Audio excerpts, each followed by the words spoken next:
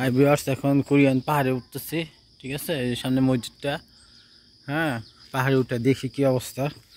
এখানে একটু পরপর পাহাড় একটা মনে করেন যে বাড়িঘর নির্মাণ করে, তো অনেক সুন্দর প্ল্যানিং করা আছে আর কি।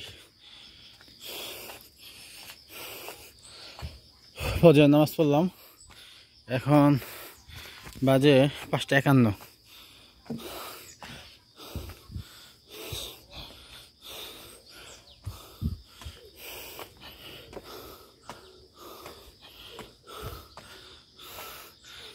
দুই তিন তলার মতো সমান।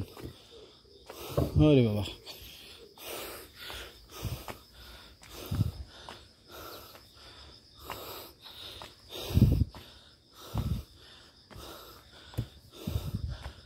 পার্ক আর কি, হাঁটাহাঁটি করার জন্য অনেক সুন্দর প্লেস।